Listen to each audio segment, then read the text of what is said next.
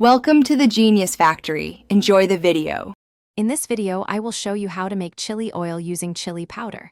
Start with the right ingredients for a flavorful chili oil. You'll need about 1 cup of a neutral oil, such as canola or grapeseed, to ensure the chili flavor shines through. For the heat, grab 1/2 cup of your favorite chili powder. A coarser grind works wonderfully. Don't forget aromatics like 3 cloves of garlic and 1 inch of fresh ginger, plus a teaspoon of salt and a pinch of sugar to enhance the overall taste. Now, let's prepare our aromatics. Finely mince your 3 cloves of garlic and 1 inch of fresh ginger. In a heat-proof bowl, combine your 1/2 cup of chili powder with the minced garlic and ginger.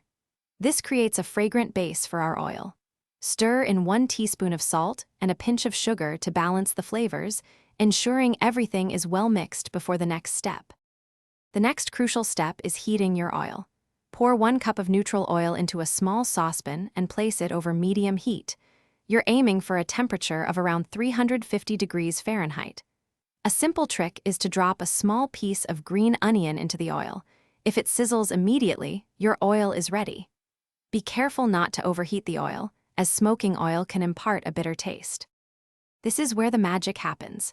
Carefully and slowly pour the hot oil directly over your chili powder and aromatic mixture in the heat-proof bowl. You'll hear a wonderful sizzle as the oil begins to cook the spices. Stir immediately to ensure all the chili powder and aromatics are fully submerged and infused. Allow the chili oil to cool completely for at least 30 minutes before transferring it to an airtight jar for storage. Thanks for watching. If you found this helpful, don't forget to like and subscribe.